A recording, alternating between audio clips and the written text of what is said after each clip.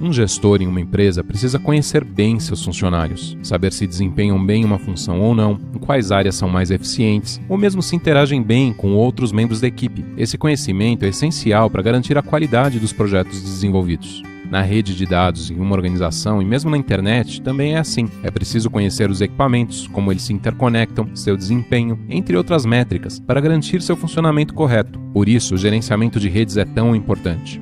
Esta é a primeira parte do vídeo Introdução ao Gerenciamento de Redes, feito pela UniCBR.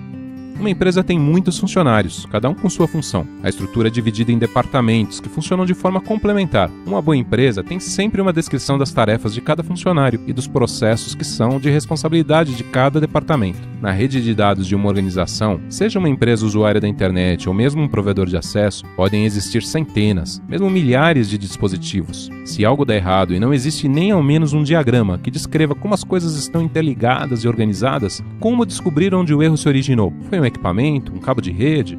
O primeiro passo de um bom gerenciamento é conhecer bem a topologia da rede. É preciso ter um inventário dos equipamentos, diagramas e documentos mostrando suas funções e como estão interligados. É necessário também que exista um sistema de backup automático de todas as configurações importantes dos servidores, roteadores e outros equipamentos, que seja capaz de guardar o histórico das modificações. Esse tipo de sistema pode gerar alertas sobre mudanças não autorizadas e pode ajudar a fazer as coisas funcionarem novamente, no caso de alguma alteração planejada ter efeitos colaterais não previstos.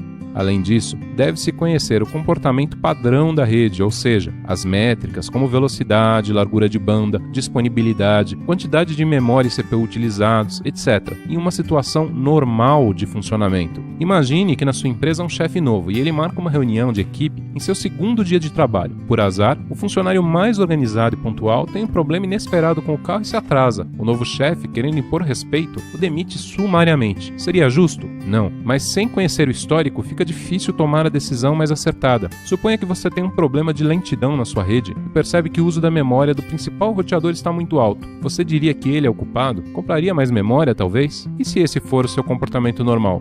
Como definir se algo está funcionando bem se você não conhece a baseline, se não sabe quais os valores usuais das métricas e como variam no dia a dia? Há ferramentas que permitem coletar diversos dados dos equipamentos e serviços na rede e guardar um histórico em formato gráfico. Os gráficos são muito úteis porque permitem facilmente distinguir variações cíclicas nos parâmetros medidos, como indicar também tendências de crescimento ou diminuição de longo prazo visualmente. Com eles, fica fácil saber se algum parâmetro é normal ou não no momento de um problema. Eles também podem ajudar a perceber, por exemplo, que a utilização de um link para a internet está crescendo aos poucos e planejar com antecedência a renegociação do contrato com o provedor de trânsito, ou perceber que o espaço em disco de um determinado servidor está diminuindo de forma lenta, mas contínua, e tomar as devidas providências antes que isso se torne um problema. Os equipamentos normalmente também guardam registros relacionados a seu funcionamento. São os logs. O log é responsável por manter um histórico da máquina, guardando informações como o acesso de usuários, de programas, eventos importantes, erros, etc. É recomendável armazenar os logs dos diversos equipamentos em um servidor central. Dessa forma, mesmo se um deles é comprometido de forma muito grave, ainda assim será possível analisar os registros do que aconteceu imediatamente antes do problema. Outro ponto importante é que todos os equipamentos devem ter seus relógios sincronizados usando o NTP e usar um fuso horário padrão, UTC, por exemplo. Isso ajuda a garantir a coerência dos logs e possibilita o cruzamento das suas informações, permitindo que relações de causa e efeito sejam identificadas. Com a topologia e a baseline conhecidas, o próximo passo é realizar o monitoramento da rede e de seus dispositivos. Um gestor em uma empresa, por exemplo, pode querer controlar de perto todas as datas programadas para as entregas dos projetos de sua equipe. Se algo não for entregue quando combinado, ele vai querer ser avisado imediatamente para corrigir a situação. Nas redes, há ferramentas que permitem verificar se equipamentos, serviços e aplicações estão funcionando corretamente. O monitoramento poderá ser passivo, com as ferramentas coletando apenas dados já existentes na operação normal da rede, ou ativo, quando a ferramenta poderá interferir no sistema, gerando tráfego de dados para obter as informações necessárias para avaliar o funcionamento de um sistema. Há também ferramentas que analisam de forma automática os logs gerados pelos equipamentos, procurando por anormalidades. Os dados colhidos durante o monitoramento serão comparados com as métricas padrão, e caso seja detectado algum problema, essas ferramentas podem gerar alertas por diversos meios, visuais, sonoros, por e-mail, SMS, Instant Messenger, etc., permitindo uma atuação rápida para sua correção. Mas que tipo de problemas pode haver em uma rede causando esses alertas?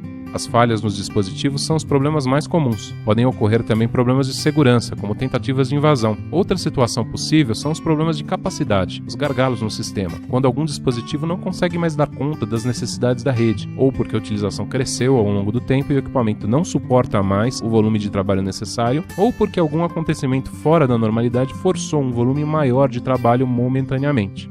Com a informação do alerta, tendo conhecimento da topologia da rede e dos parâmetros normais de funcionamento, uma análise dos gráficos históricos e dos logs permitirá que se descubra a razão do problema e que este seja rapidamente corrigido. Se apenas isso não for suficiente, ainda é possível utilizar ferramentas de teste manuais em certos casos. Um gestor de equipe em uma empresa pode olhar para o organograma, para as descrições de cargos e para o diagrama que documenta os processos dos diversos departamentos e procurar formas de fazer mudanças para as coisas funcionarem de forma mais eficiente. De forma análoga, o gerenciamento de redes também pode ser utilizado para melhorá-la. Algo extremamente importante é ter um sistema que permita documentar cada um dos problemas tratados. Esse sistema permitirá controlar as tarefas da equipe de redes, permitirá também criar uma base de conhecimentos e permitirá ainda que se identifique problemas recorrentes, que provavelmente são causados por falhas estruturais, que poderão ser então corrigidas. Por exemplo, ao se identificar equipamentos que não estão atendendo às necessidades, pode-se planejar a sua troca por outros mais modernos, ou mesmo mudar a topologia da rede, distribuindo melhor o fluxo de dados. Até agora, falamos sobre a importância do gerenciamento para a rede da sua organização. Na segunda parte desse vídeo, discutiremos em mais detalhes alguns tipos de ferramentas que ajudarão nesse processo, com alguns exemplos. Não perca e confira nossos outros vídeos sobre internet e redes no canal NIC BR Vídeos do YouTube.